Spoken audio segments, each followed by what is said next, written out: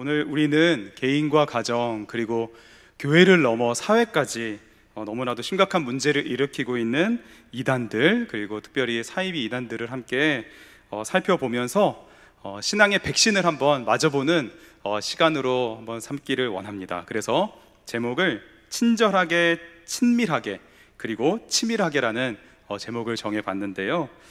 이것을 통하여서 우리가 같이 한번 이단에 대해서 좀 더 생각해보고 우리의 신앙을 다시 한번 굳게 해보는 시간이 되기를 원합니다. 이단은 우리와 아주 가까이 있습니다. 가판대를 설치해놓고 소책자를 나눠주는 여호와의 증인들, 그리고 대놓고 이제는 포교 활동을 하면서 또 동시에 아주 은밀하게 포교하는 신천지들, 그리고 대로변에서 너무나 쉽게 볼 수 있는 하나님의 교회 건물들까지 이단들이 우리 가까이 있죠. 이런 이단들을 경계해야 되는 이유는 이러한 이단들이 우리 청년들, 너무나도 귀한 청년들을 타겟으로 하고 있을 뿐만 아니라 또 이제는 그 이단 부모님들, 이단에 다니는 부모님들의 그 자녀들이 학교에서 친구들을 전도라 그래야 되나? 아무튼 이게 포교하면서 그곳에 또 유혹을 하고 있기 때문이고, 우리가 함께 신앙생활을 할 때도 이러한 위험에 노출이 되어 있기 때문입니다. 무엇보다도 코로나 시간을 지나가면서 이제 전 세대 모두가 다 유튜브를 보고 있는데요. 이러한 상황을 이단들이 적극적으로 이용하면서 아주 교묘한 방법으로 자신들의 교리들을 전하고 있다고 합니다. 진리를 알아가기에도 시간이 부족한 것 같은데 이단들을 굳이 내가 알아야 할 필요가 있을까라고 생각하실지도 모르겠습니다.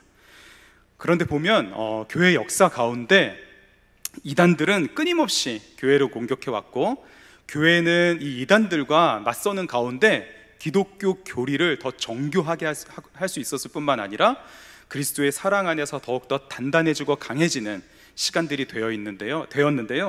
이 시간들을 통해 우리가 붙들고 우리가 믿고 살아가는 이 복음의 그 진리를 다시 한번 확실하게 알 뿐만 아니라 신앙의 핵심을 회복하고, 그리고 교회 안에서 더욱더 하나 되어지는 그 신앙생활을 좀 회복하는 이렇게 계기가 되었으면 좋겠습니다. 이단들을 살펴보기에 앞서서 첫 번째로 우리가 기억해야 될 것은 이단이 그 뿌리가 상당히 깊다는 것입니다. 어제 오늘 일이 아니라는 것이죠. 교회의 역사와 함께 이 골치 아픈 이단의 역사도 함께 해왔음을 오늘 말씀을 통해서도 알 수 있는데요. 유다서 1장 4절을 우리 다시 한번 함께 읽어보겠습니다.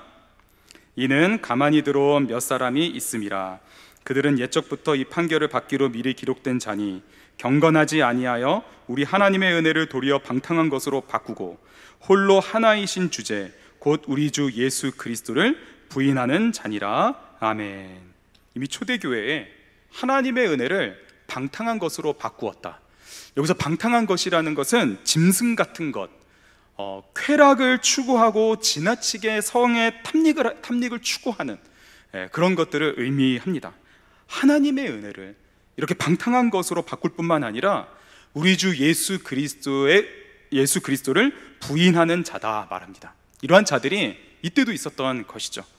이들이 교회에 어떻게 들어왔다고 말씀은 말하나요? 몇 사람이 가만히 들어왔다고 말합니다. 가만히 들어왔다는 것은 연문으로 들어왔다는 것인데 몰래 들어왔다, 숨어서 들어왔다는 뜻이죠. 한 사람이 들어온 것도 아닙니다.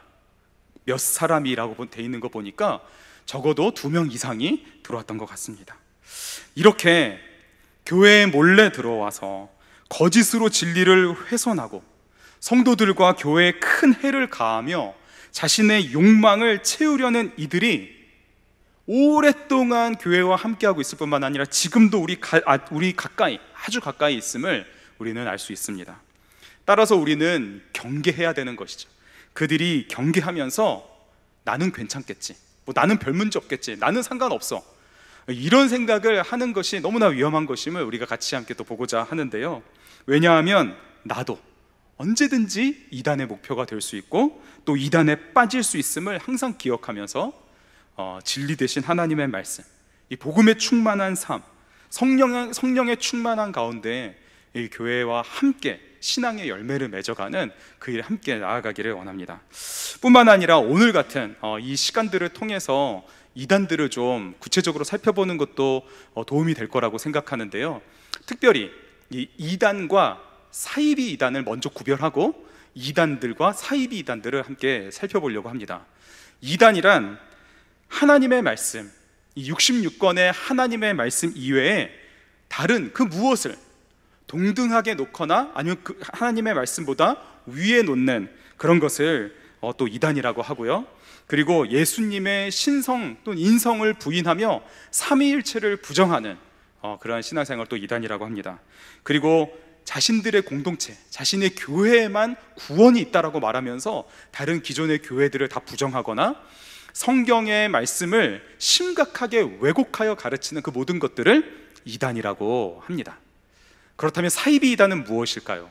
사이비 이단은 이 모든 것들을 다 포함해서 이것을 뛰어넘어 내가 재림 예수다, 내가 보혜사 성령이다, 그리고 시한부 종말론이라 그러죠. 날짜를 딱 정해놓고 그날의 세상에 종말이 임한다 라고 하면서 삶과 가정과 그리고 모든 것들을 포기하고 버리게 만들어 가정을, 개인을 파괴하는 그러한 집단을 사이비 이단이라고 합니다. 그래서 먼저 우리 이단들을 몇 개 살펴보고 또 사이비 이단들을 살펴보려고 하는데요, 먼저는 여호와의 증인입니다. 예수 그리스도가 이미 재림했다고 그들은 믿습니다. 그래서 여호와의 증인들만 영적으로 부활해서 여호와의 왕국에 들어갈 수 있다고 가르치고요, 그들의 주장 대부분이 이 세상의 종말에 대한 것이고 그들이 가르치는 모든 것들은 정통적인 기독교 교리와 전혀 일치하지 않는 내용들입니다. 예수님의 하나님이심을, 예수님이 곧 하나님이심을 인정하지 않고 예수님을 피조물이라고 가르칩니다. 자연스럽게 삼위일체를 거부하는 것이죠. 악인의 영혼은 죽음과 함께 소멸이 된다고 하면서 지옥은 없다고 가르치고, 의인의 영혼은 죽음 이후에 무의식적인 수면 상태에 들어갔다가 예수가 재림할 때에 다시 깨어난다라고 하는 영혼 수면설을 또한 강조합니다. 세속적인 정부로부터 이들은 철저히 구별되기를 원하는데요, 이미 예수가 재림한 것을 통하여서 그들의 교리를 맞춰야 되기 때문에 완전히 그들은 이 세상 국가와 다르다는 것을 강조합니다. 그렇기 때문에 국기에 대한 경례라든지 군복무라든지 심지어는 응급 환자의 수술까지도 수혈까지도 거부하면서 사회적인 논란이 되고 있죠. 소책자 파수대를 가판대에 세워놓고 이 파수대와 깨어라를 배부를 하는데요, 그들에게 이 파수대와 깨어라는 이 성경과 거의 동일한 그러한 권위를 가지고 있는 것으로 그들이 하는 행위와 가르침은 모두 다 이단인 것입니다. 그리고 제7일 안식일 교회입니다. 안식일 교회라고 할 수 있죠. 예수재림교회. 안식교회 창시자는 이 화이트라는 여인인데요, 이 화이트라는 여인이 특별히 받은 그러한 은사, 계시, 그녀의 글들을 성경과 동일한 오류가 없는 것으로 말할 뿐만 아니라 심지어는 그녀 자체도 오류가 없다고 말합니다. 그래서 그녀의 저서와 말, 이러한 모든 것들을 성경의 권위와 동일하게 두고 그들은 안식일, 즉 토요일을 안식일로 지키는데요, 하나님께서 엿새 동안에 천지를 창조하셨고 일곱째 날에 안식을 취하시며 그 안식을 영원한 규례로 정하셨다는 그것을 문자 그대로 받아들이면서 이 안식일을 지키고 있는 것이죠. 그래서 일요일 날 예배 드리는 것, 그것은 태양신을 섬기는 우상의 날이다, 썬데이, 즉 이 태양신을 섬기는 우상의 날이라고 하면서 이 일요일에 예배 드리는 것을 이중적인 죄를 범하는 것이라 말합니다. 즉 안식일을 범하는 죄, 우상을 섬기는 날에 예배하는 것이니 우상을 섬기는 죄, 이렇게 죄를 지고 있다고 말하고 기존의 교회들을 멸망의 종교라고 폄하하면서 그들의 교리를 가르치는 것이죠. 그러나 안식일을 토요일로 영원히 지킨다는 것은 문자적인 해석일 뿐, 하나님께서 6일 동안에 창조하시고 그 창조의 안식을 선포하실 날일 뿐이지 그것을 영원히 변하지 않도록 지킨다는 것이 아니라 이것은 우리 교회 역사 속에서도 가변적이었음을 우리가 알 수가 있습니다. 그래서 교황이 일요일에 예배드리는 걸 선포하는 것 그 이전부터 신학교회의 이 초대교회에서는 교부들이 이 일주일의 첫째 날 예수 그리스도의 부활을 기념하면서 그날을 예배드리는 날로 삼았다는 것, 그것은 변함이 없었고 또 이것을 가지고 문제 삼았던 교부들도 하나도 없었고 그들도 오랫동안 이 일요일을 주일로 삼아서 예배를 드리고 있었던 것이죠.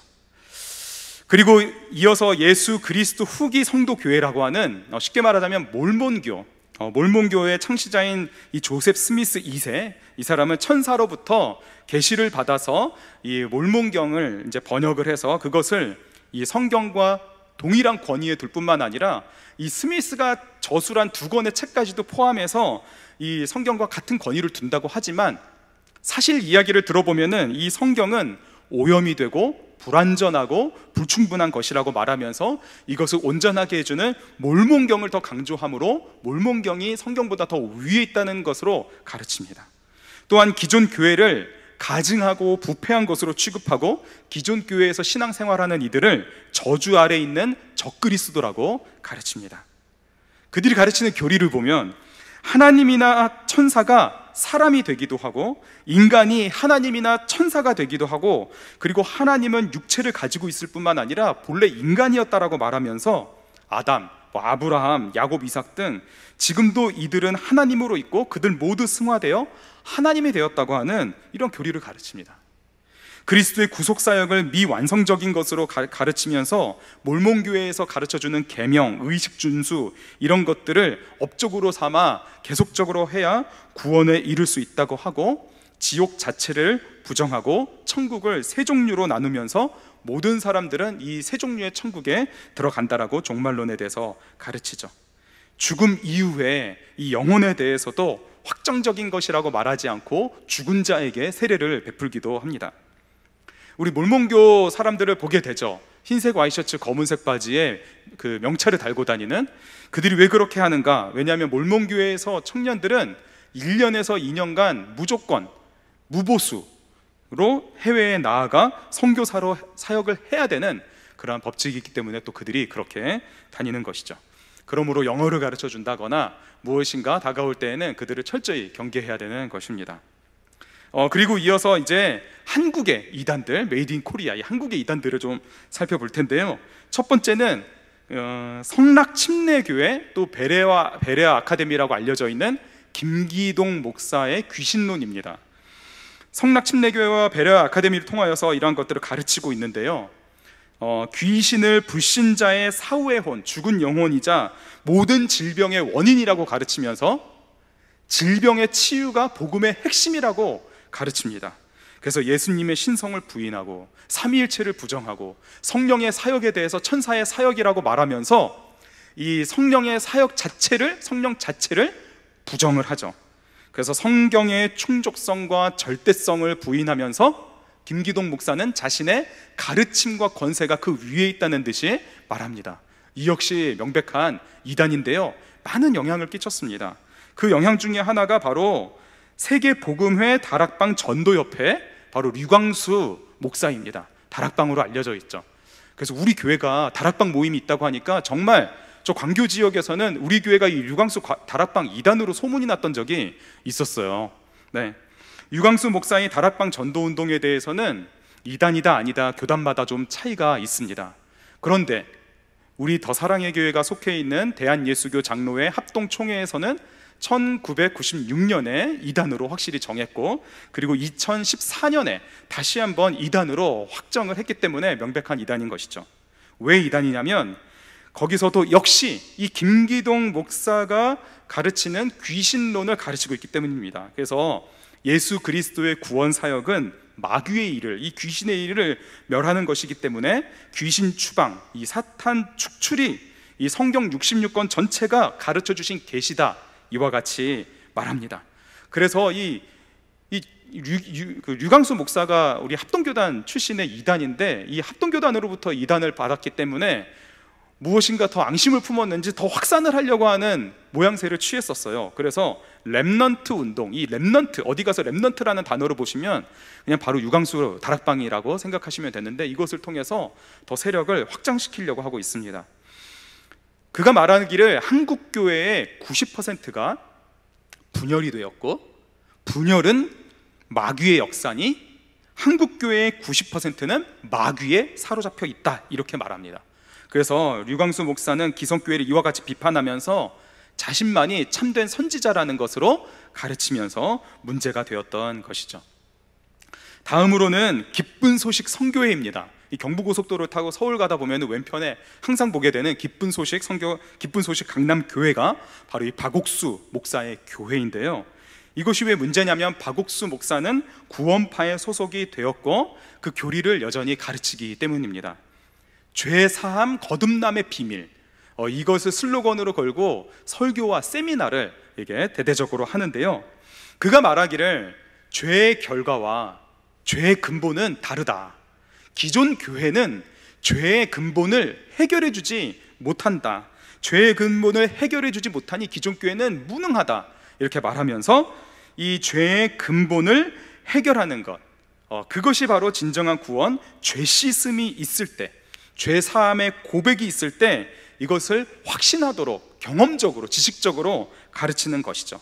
그래서 이러한 박옥수 목사가 가르치는 이러한 교리들은 철저히 구원파와 연결되어 있습니다. 그래서 예수 그리스도를 나의 구원자와 삶의 주인으로 믿는 믿음으로 구원받는 것이 아니라 내가 구원받았다는 이 지식, 내가 거듭났다는 이 확신, 이 경험, 이것이 구원받은 것이라고 말하면서 육적인 생일을 기억하는 것처럼 이렇게 거듭난 경험과 지식을 가지게 된 이 영적인 생일도 기억하고 있어야 거듭남의 증거라고 말하는 것이죠. 거듭남의 증거가 바로 영적인 생일이다, 이렇게 말하는 것입니다. 그래서 회개를 한번 하고 나서, 구원을 받고 나서 이 회개를 거듭하는 것은 죄인이 하는 것이지 구원받는 자가 하는 게 아니다라고 말하고요. 그래서 회개를 지속하는 건 바로 여전히 구원받지 못한 죄인의 증거다라고 말하면서 이제 구원파 교리를 가르치는 것이죠. 여기까지가 이제 우리가 잠깐 살펴본 이단의 교리라면, 이제부터 몇 가지를 살펴볼 내용들은 바로 사이비 집단입니다. 사이비 집단. 그 첫 번째가 바로 통일교, 요새 매스컴에 자주 오르내리고 있는 통일교인데요. 정식 명칭은 세계평화 통일가정연합. 교주는 문선명이었다가 지금은 한학자죠. 왜 이렇게 돈이 많나 했더니 찾아보니까 1950년대에 정치와 결탁을 해가지고 군수 납품을 하면서 막대한 부를 축적을 했습니다.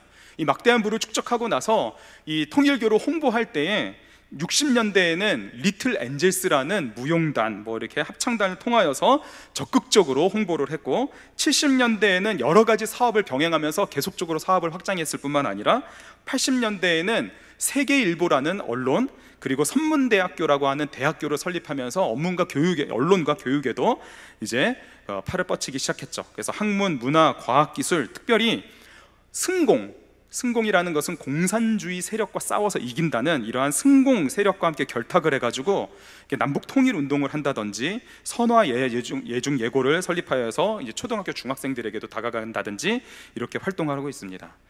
문선명이 2012년에 죽었어요. 죽으니까 이제 세력 다툼이 생겼습니다. 누구와의 세력 다툼이냐?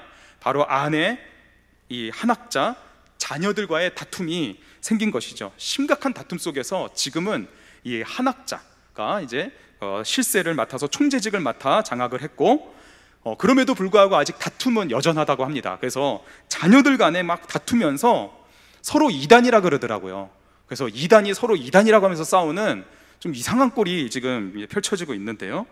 문선명은 자신이 예수 그리스도가 완성하지 못한, 이게 중요합니다. 이게 이제 다른 사이비 이단들에게도 그대로 전해지는데, 자신이 예수 그리스도가 완성하지 못한 육적 구원을 성취하기 위해 이 땅에 온 재림주라고 가르치는 것이죠.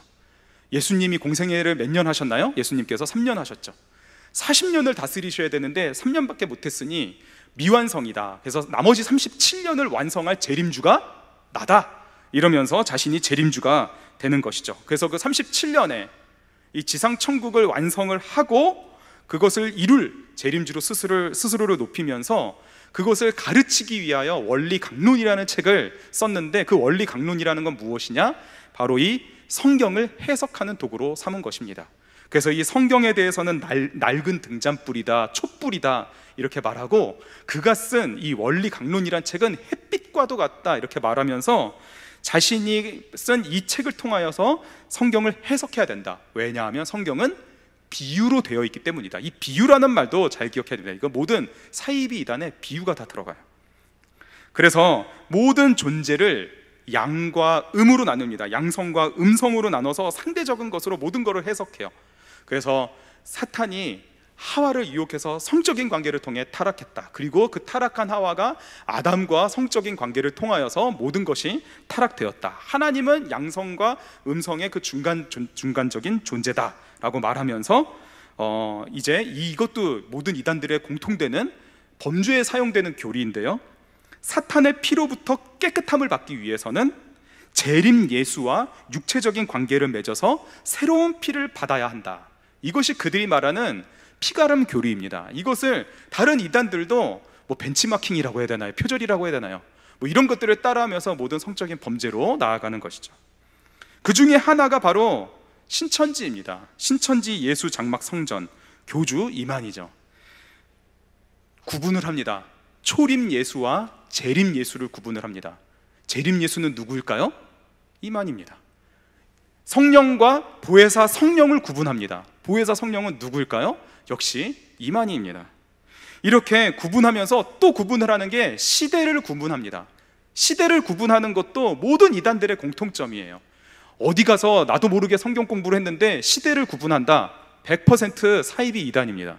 시대를 어떻게 구분하냐면 구약과 신약으로 나누는 게 아니라 구약과 신약과 성약 뭐 이렇게 나눈다든지, 여기 신천지는 육적 이스라엘, 영적 이스라엘, 새 이스라엘로 나눠요.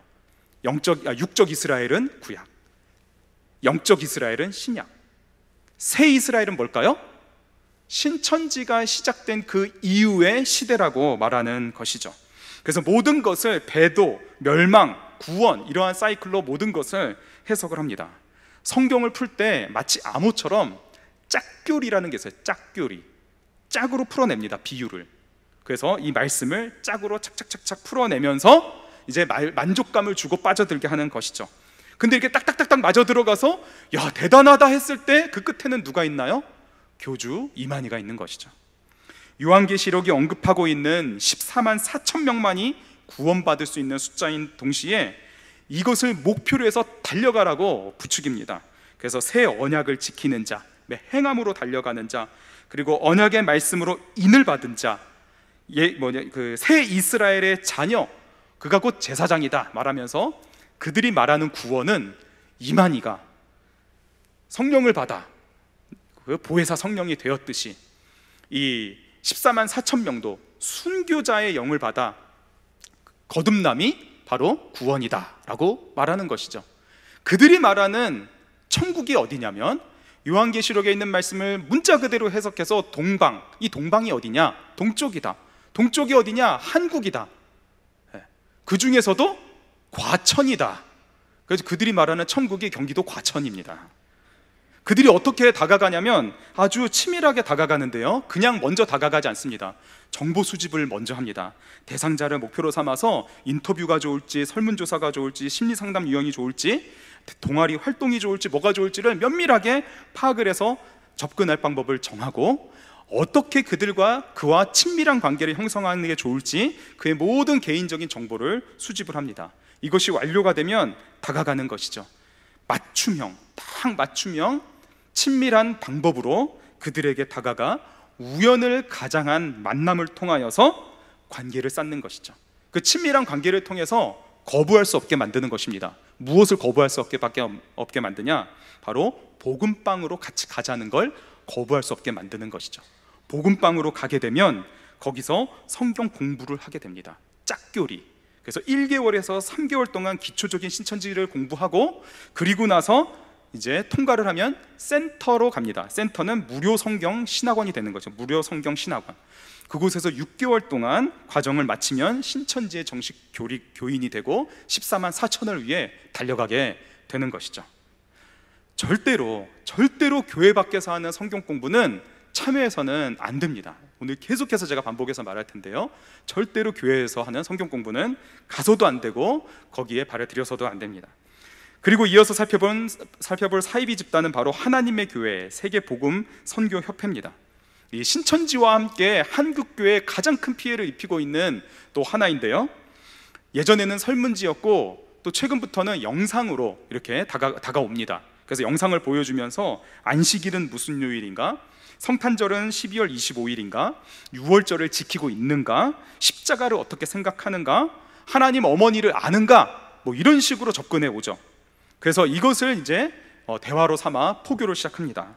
안상홍, 이 안상홍을 재림 예수로 믿고 그가 백마 타고 다시 와서 이제 예언을 성취하면서 예수가 완성하지 못한 그 37년의 세월을 완성해서 천국을 이룰 거라고 말합니다. 똑같습니다. 그래서 안상홍이 인류를 영생과 구원의 길로 인도하는 재림 예수로 믿고 그를 보혜사 성령으로 삼고 그리고 안상홍의 이름으로 기도해야 된다고 하는 것이죠. 그래서 그들은 이 안상홍의 이름으로 기도할 때 복을 받는다고 하는데요. 이 하나님의 교회, 여기 그 흥덕에도 있고 저기 기흥에도 있어요.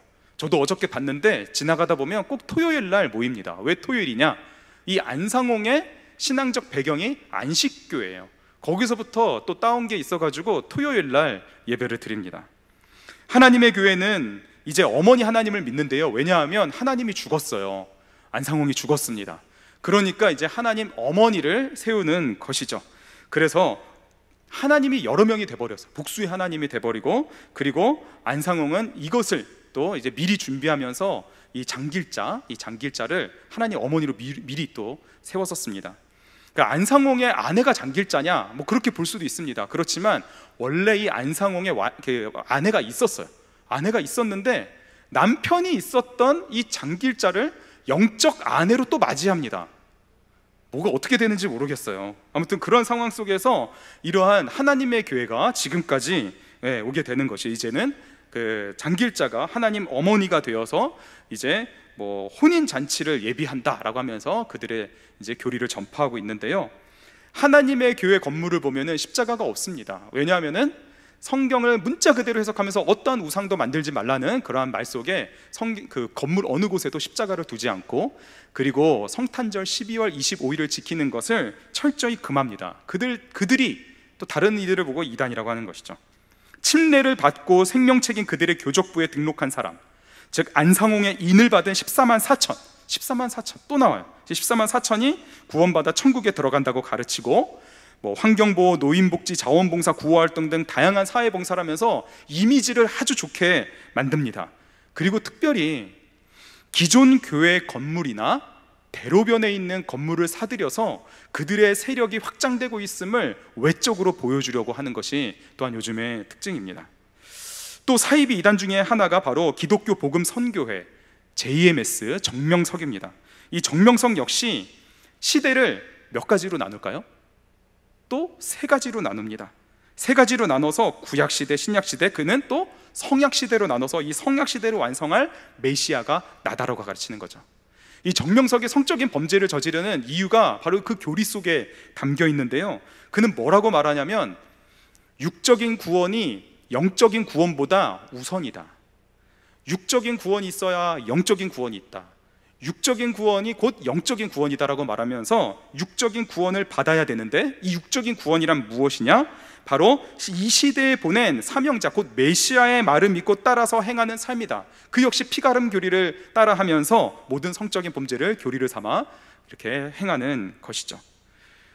청년들이나 아니면은 청년 자녀를 둔 부모님들은 꼭 한번 점검해 보셔야 되는 게, 이 대학교에서 특별히 활동을 많이 합니다. 동아리들을 통해서 뭐 여행 동아리, 운동 동아리, 취미 동아리, 이 여러 동아리들을 통해서 그들의 교리를 전파하려고 위장을 하고 있고, 그리고 뭐 악기를 가르쳐 준다, 축구를 하자, 봉사한다, 뭐 모델로 만들어주게 하는 등등을 통해서 청년들을 포섭을 하고, 특별히 이 여대들, 여자 대학교들을 중심으로 아주 깊숙이 퍼져 있다고 합니다. 이 교회도 외부로 드러나지 않도록 대한예수교 장로회라는 간판을 버젓이 달고 위장 교회를 운영을 하고 있다고 합니다. 아주 안 좋은 사이비 집단인 것이죠. 이렇게 살펴본 사이비 이 집단들 외에 우리나라에는 예수님이 40명이 있습니다. 40명, 재림 예수 40명, 그리고 이 사이비 이단에 속해 있는 인구만 해도 200만 명이 넘는다고 합니다. 왜 이렇게 거기에 속하게 되는 것일까요? 그들이 가지고 있는 치명적인 공통점이 있습니다. 우리가 살펴봤듯이 시한부 종말론을 이야기하는 것이죠. 날짜를 딱 정해 놓는다든지 그 종말이 임박하지 않았다고 하면서 지금 막 조급하게 만듭니다. 그리고 14만 4천을 강조하면서 그 안에 달려들 것을 말하고 철저한 교리교육을 통해서 이 교주를 메시아로 믿고 완전히 따르게 만듭니다. 그래서 그들만이 속한 공동체가 유일한 구원을 받을 수 있는 공동체고, 기존에 있는 모든 교회들은 잘못되었고 저주받은 사람들이고, 그리고 적그리스도라고 가르치면서 철저히 분리되기를 원하는 것이죠. 그들의 공통적인 교리는 무엇인가요?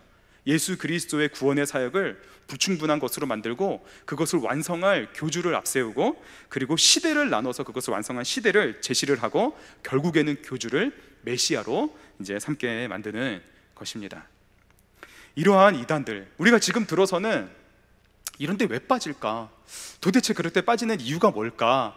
좀 의아하게 생각하실 수도 있지만, 이 이단들이 파고드는 것은 첫 번째가 성경 공부가 아닙니다. 어디 가서 안 배우면 그만이죠. 하지만 이단들은 그렇게 접근해 오지 않습니다.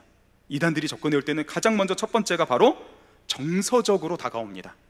감정을, 즉 불안한 마음, 외로움, 소외감, 결핍, 아픔, 이런 것들 끊임없이 채워져야 되는 욕구 가운데 외로이 있는 자들을 찾아가는 것이죠. 왜냐하면 이 사이비 이단들이 접근할 때 그들에게 가르치는 것은 무엇이냐면, 저들의 욕구를 채워줘라. 이것이 첫 번째, 저들의 욕구를 채워줘라. 그래서 어떠한 욕구를 가지고 있는지를 전에 면밀하게 살피고, 어떠한 방법이 최선인지를 가지고 치밀하게, 그리고 계획을 짜서 다가오는 것이죠. 우연한 만남 속에 아주 친밀한 관계를 형성을 해서 거부할 수 없게 만듭니다. 왜냐하면 정서적인 만족감을 주기 때문이에요. 정서적인 만족감을 주면서 의존하게 만듭니다. 그리고 의존하게 만들면서 의지를 마비시키죠. 의지를 마비시키면서 그의 감정을 지배해 버립니다. 거절하지 못하게 만드는 것이죠. 이렇게 친절하고 그리고 친밀하게 다가와서 치밀한 계획을 이루고자 하는데요, 그 치밀한 계획이란 무엇이냐? 바로 성경 공부를 같이 하자, 성경 공부를 따로 하자. 결국에는 이 말을 하려고 하는 것입니다. 결국에는 교회 바깥에서 성경을 공부해보라는 것이죠. 이 말을 하기 위해서 치밀하게 계획을 세우고 친절하게 다가와 친밀감을 쌓는 것입니다. 청년들뿐만 아니라 장년분들도 주의하셔야 됩니다. 우리 교회에서 오랫동안 신앙생활을 같이 했어도, 정말 울고 웃으면서 많은 일들을 함께하고 온 가족이 다 한다고 할지라도, 어느 날 갑자기 조용한 가운데 여행을 가서든 어디를 가서든 은밀하게 우리 교회 밖에서 다른 곳에서 어떤 선교사님이 오셨는데 성경 공부를 한번 해보는 게 어떠냐고 말을 한다면, 무조건 당장에 뒤돌아보지 말고 가차없이 그 관계를 끊어야 합니다. 그리고 빨리 담당 교역자에게 알려줘야 됩니다. 누가 저에게 교회 바깥에서 다른 곳에서 성경 공부하자고 하는데 이게 괜찮은 건가요? 라고 하는 것을 꼭 알려주셔야 합니다. 왜냐하면 접근하는 방법이, 그리고 친밀하게 다가오는 방법이 아무리 변할지라도 결국에는 이 말을 하게 되기 때문입니다. 다른 데서 성경 공부를 한번 해보는 게 어떠냐. 혹시라도 이 말을 최근에 들으셨다면 그분과의 관계는 단절하고, 그리고 교회 안에 누가 그런 얘기를 했다면 꼭 알려주셔야 합니다. 정서를 파고들기 때문이죠. 정서를 파고들어서 만족감을 주고 의존하게 만들어 성경 공부를 하도록 끌고 가기 때문입니다. 두 번째가 바로 성경 공부에 대한 열심이에요. 성경 공부에 대한 열심을 가지지 말라는 것이 아닙니다. 이단들이 이 열심을 파고들어요. 그들은 눈여겨봅니다. 교회 안에서 정서적으로 불안하거나, 교회에 대한 불평과 불만을 가지고 있거나, 아쉬움을 이야기한다거나, 아니면 겉돌거나, 이런 사람들, 그런데도 성경에 대한 열심이 있는 것 같은 경우는 다가갑니다.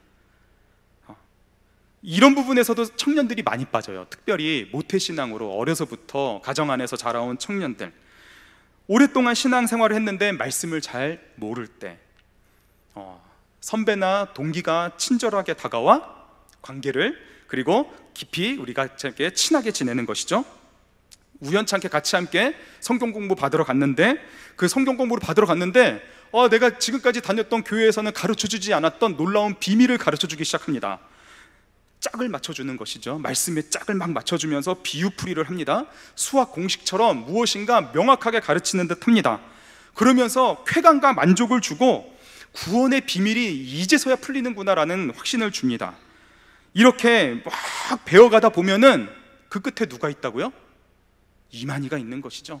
교주가 있는 것입니다. 그때에는 이미 빠져나올 수 없을 정도로 세뇌가 되어버린 것이죠.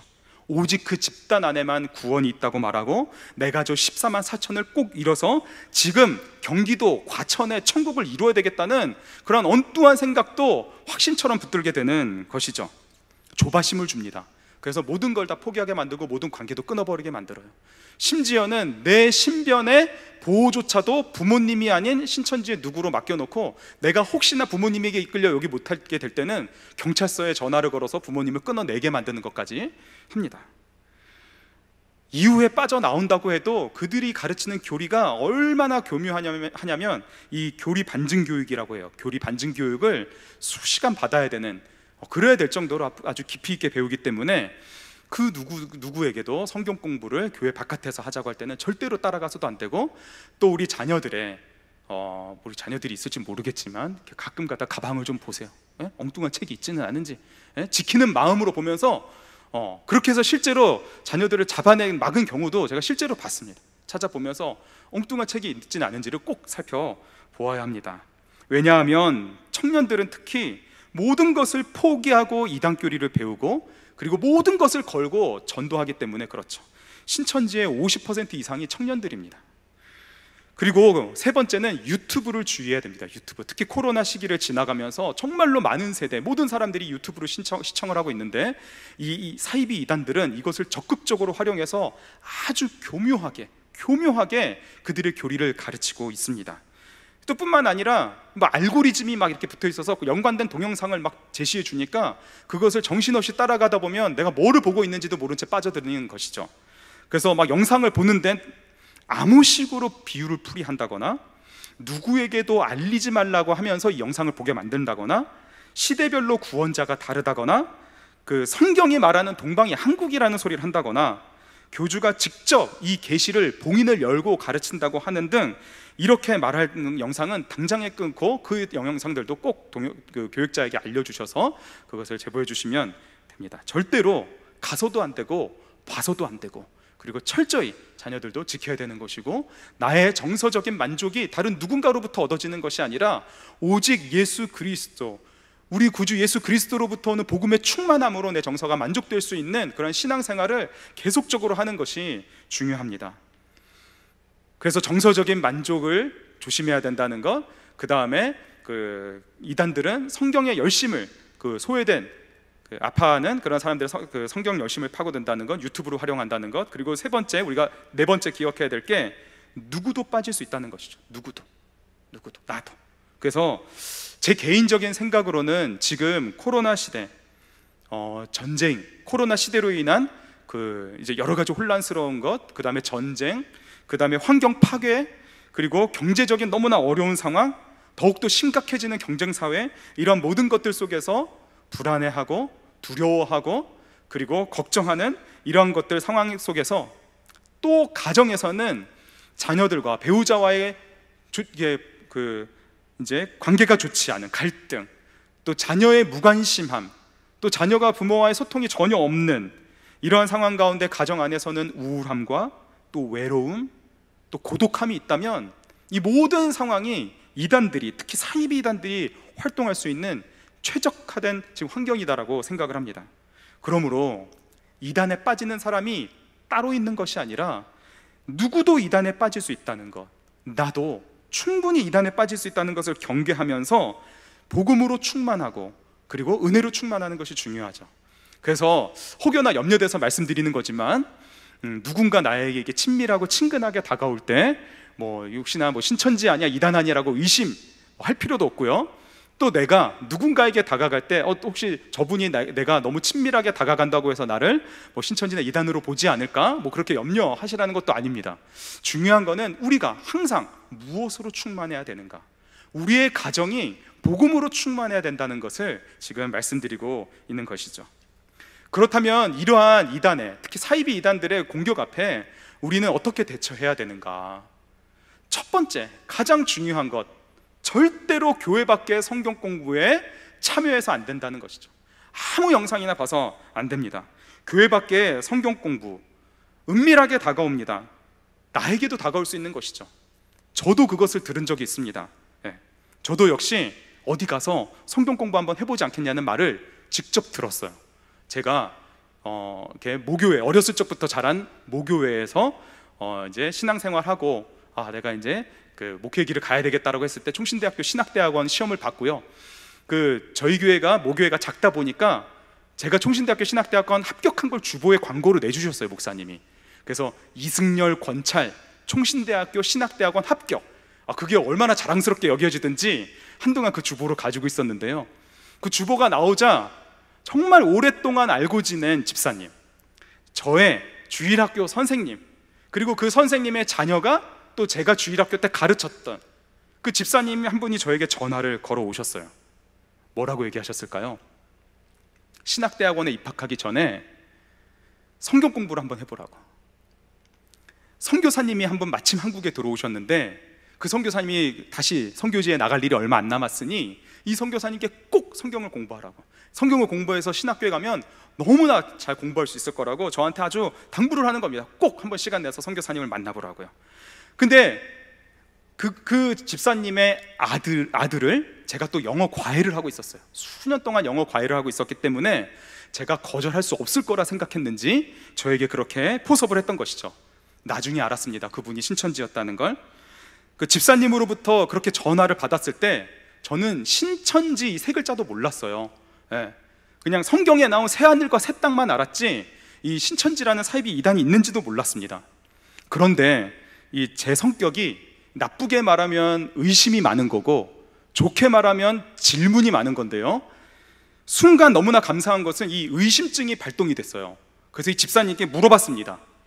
왜 집사님은 교회 말고 다른 곳에서 성경 공부를 하라고 하는지, 왜 저에게 그것을 권하는지, 왜 어느 나라 선교사님인지, 그 선교사님이 신학교는 나왔는지, 교단은 어딘지, 신학교는 어딘지, 선교사님의 이름은 뭔지, 집사님도 그분에게 배우셨는지, 집사님 말고 다른 분은 또 배우신 분은 없는지, 왜 성경 공부를 공짜로 가르쳐 주려고 하는지, 왜 교재를 어떤 교재로 배우는지, 그리고 얼마나 배워야 되는지, 지금 담임 목사님은 이 사실을 알고 계시는지, 왜 담임 목사님에게 말씀드리지 않고 성경 공부를 하셨는지, 왜 저도 담임 목사님께 말하지 말고 성경 공부를 하라고 하는지, 저는 정말 순수하게 궁금한 것들을 막 물어봤는데 이 집사님께서 한참 대답하시다가 결국에는 싫으면 배우지 않아도 돼 그러시더라고요. 근데 저는 배우기 싫어서 질문한 게 아니라 정말 궁금해서 물어봤던 거예요. 하나님의 은혜로 피할 수 있었던 것이죠. 만약에 제가 그때 그 말을 듣고 가서 그곳에서 성경 공부를 했다면 제가 지금 어디서 뭐 하고 있을까요? 그리고 제 가정은 어떻게 됐을지 상상하기가 힘든데 누구나 그렇게 그 말을 들을 수가 있게 되는 것이죠. 나중에 알았습니다. 그 집사님의 가정에 딸, 아들 세 자녀가 있는데 둘째 딸, 그 둘째 딸을 제가 주일학교 때 가르쳤어요. 그 둘째 딸이 의정부에 있는 신흥대학교에 입학을 했는데 그 신흥대학교에 입학을 했을 때 아주 잘생긴 선배님 하나가 다가와가지고 친절하게 말을 걸어주고 대학생활을 도와주고 그러면서 사귀기 시작한 것이죠. 사귀기 시작해서 그 청년이 어디로 데리고 갔을까요? 복음방으로 데리고 간 겁니다. 신천지였던 것이죠. 그래서 그 딸이, 둘째 딸이 신천지에 빠져들면서 그 가족 전체가 다 신천지에 빠져들었어요. 그리고 그 딸, 둘째 딸이 예쁘장하게 생겼어요. 그 딸이 청년부 안에서 다른 청년 남자들을 이제 신천지 복음방으로 데려가기 시작을 했던 것이고 교회 안에 큰 문제가 됐고, 그렇게 많은 청년들이 복음방에 갈 때 그 중에 한 명이 누구였냐면 교회에서 오랫동안 신앙생활하다 소천하신 장로님, 그 어머니는 전도사님, 그 제대하고 이제 아버지 어머니의 뜻을 따라 신학교를 가고자 했던 그 청년도 그 애의 말 따라서 신천지에 빠져가지고 이 어머니 되시는 전도사님이 그 아들 붙들고 한참을 울면서 내가 신천지 갈 테니 너는 우리 교회 와라, 우리 서로 한번 해보자라고 아무리 설득해도 되지 않고 결국 그 가정은 파탄이 나고 말았습니다. 실제로 제가 겪었던 이야기죠. 누구나 다 겪을 수 있는 이야기입니다. 절대로 교회 바깥에서 성경 공부를 해서는 안 되고, 교역자의 추천을 받지 않은 그 어떤 성경 공부 영상도 함부로 봐서는 안 되는 것이죠. 누군가 만약에, 다시 한번 말씀드립니다, 어디 가서 성경 공부 한번 해보는 게 어떠냐라고 말한다면 꼭 담당 교역자에게 얘기해 주시고 그분과의 관계는 완전히 끊으셔야 합니다. 두 번째는 바로 건강한 가정입니다. 건강한 가정. 배우자와의 관계, 무엇보다도 자녀와의 관계가 중요합니다. 서로 관심을 가지고 사랑으로 대화하고 편하게 언제든 마음껏 이야기할 수 있는 가정 분위기를 만들어 주어야 합니다. 듣는 엄마 아빠가 되어야 하고, 사랑을 베푸는 부모가 되어야 하고, 자녀들이 세상 가운데서 어떠한 상황 속에서 자존감이 아무리 낮아졌을지라도 가정 안에서, 복음 안에서 함께 세워주고 격려해주면서 예수 그리스도의 사랑으로 회복되어지는 것이 정말로 중요합니다.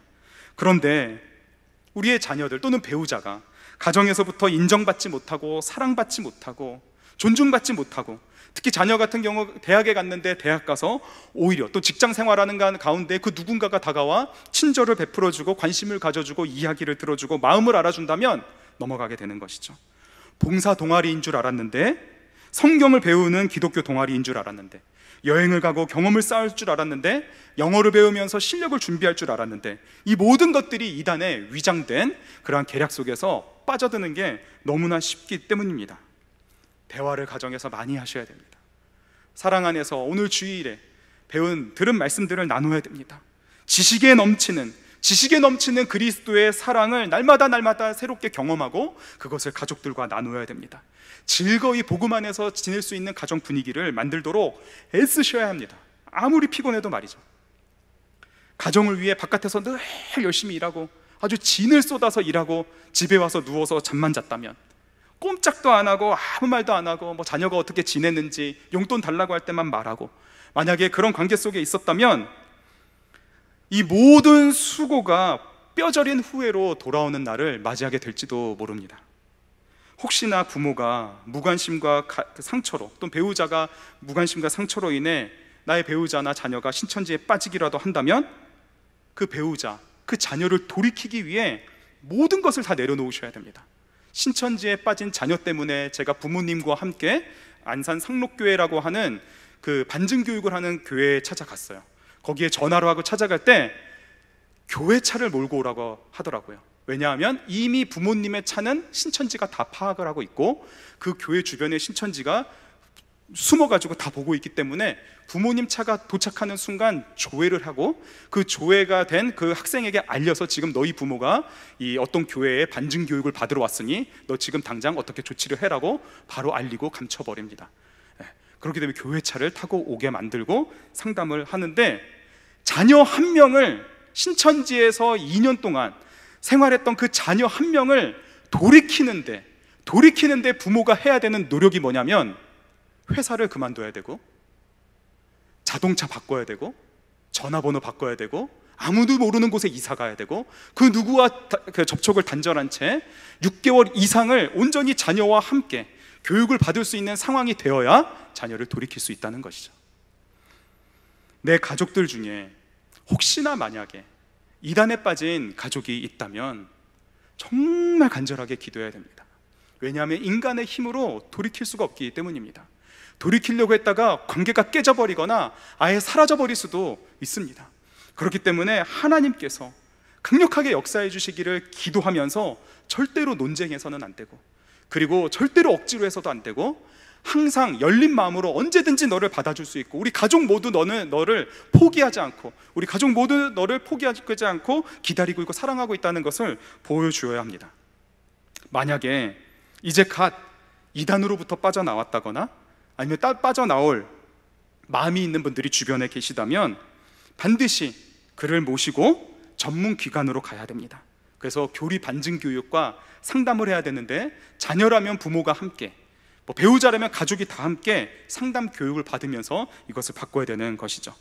그래서 이와 관련해서 혹시 궁금하신 분들이 계시다면 한국 기독교 이단 상담소협회가 전국에 있는데 그 교회에 문의해 주시면 안내를 해드립니다. 이렇게 교육을 해야 되는 이유가 무엇이냐면, 빠져나왔다고 그냥 둬서는 안 되는 이유가 무엇이냐면, 특히 사이비 이단 같은 경우는 친밀한 관계 속에서 오랜 시간 있었기 때문에 거기서 나와서 그곳이 잘못됐다고 할지라도 그 관계가 그리워서, 기존 교회 안에서 여전히 혹시나 소외감을 느꼈을 때 그 관계가 그리워서 그것이 잘못된 줄 알고도 그곳으로 돌아가는 사람들이, 그 청년들이 꽤 많기 때문입니다. 그러므로 반드시 전문기관에서 교육을 받아야 되는 것이죠. 그리고 무엇보다 거룩한 공동체 안에서 신앙생활하는 것이 가장 중요합니다. 소외되려고 하지 말고 적극적으로 다락방이든 훈련이든 참여하면서 예수 그리스도, 우리 구주를 알아가는 일에 있어서 힘쓰셔야 됩니다. 그리고 함께 주님의 몸된 교회 안에서 생활하는 신앙의 즐거움을 알아가고, 그리고 그 즐거움이 가정 안에서 나누어지고 자녀들도 그 동참하는 가운데 교회를 사랑하는 바로 이러한 분위기가 교회 안에서 만들어질 때 우리 가정이 안전하고 교회가 안전할 뿐만 아니라 어떠한 이단들이 올지라도 그로부터 강력하게 막아내고, 또 이단 생활을 하고 오셨을지라도 그들을 따뜻하게 품어내면서 같이 함께 신앙생활하는 것이 만들어질 수 있기 때문입니다.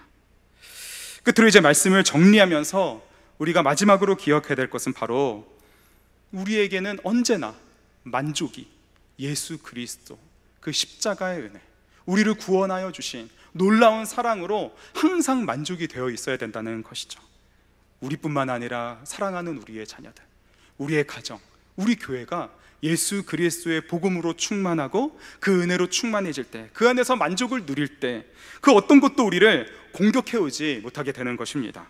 그래서 우리 안에 넘치는 예수 그리스도의 사랑과 성령의 충만함이 모든 관계들 가운데 쫙 연결이 될 때 우리는 오히려 이 세상 가운데 하나님의 나라를 더욱더 확장해 가고 그 모든 거짓의 어둠들을 몰아낼 수 있고, 예수 그리스도의 그 영광스러운 재림의 날을 준비하면서 우리 주님 맞을 준비를 할 수 있을 거라 생각을 합니다. 절대로 혼자 생활하는 신앙생활에서 벗어나셔야 됩니다. 홀로 적진에 있는 군인보다 더욱 위험한 상황은 없기 때문이죠. 함께 신앙생활하면서 그리스도 안에서 복음을 알아가는 그 기쁨이 우리 가정, 먼저는 우리 자신, 우리 가정, 우리 교회에 충만하기를 간절히 원합니다. 우리 주신 말씀 붙들고 찬양하며 기도하도록 하겠습니다.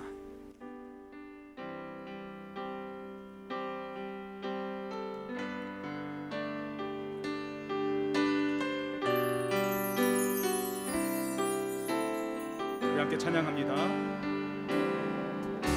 이 땅 위에 오신 하나님의 본체, 십자가에 달리사 우리 죄 사하셨네. 하나님이 그를 지극히 높여 모든 이름 위에 뛰어난 이름을 주사 우리 예수 이름 앞에 절하고 모든 입이 주를 시네. 영광 중에 오실 주를 보리라. 선포해 왕께 만세. 존귀와 위엄을 찬양해. 왕의 왕께 만세. 주의 예수 하나님. 우리 고대하네. 주님 오실 그날 시사신왕의 영광 이 땅을 비추네. 사단의 권세는 주 앞에 무너져 생명과 진리의 주 권세 가장 높도다. 우리 예수 이름 앞에 절하고 모든 입이 주를 시네. 영광 중에 오실 주를 보리라.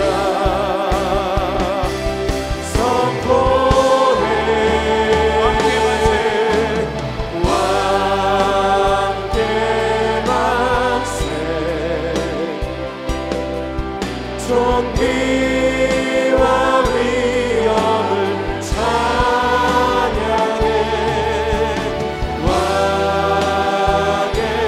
왕께 만세 주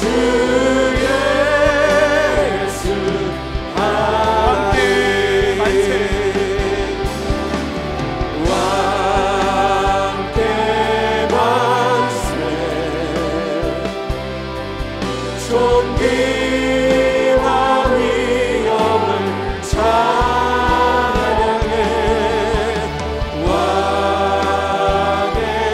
왕께 만세 주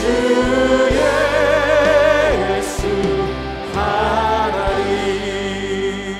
우리 시간 기도 제목을 읽고 함께 기도하겠습니다. 매일 시간을 내어 예수 그리스도의 은혜와 그를 아는 지식에서 자라가게 하시며 하나님의 전신갑주를 입고 무장하여 능히 악한 것을 막아내고 승리하는 삶을 살아가게 하소서.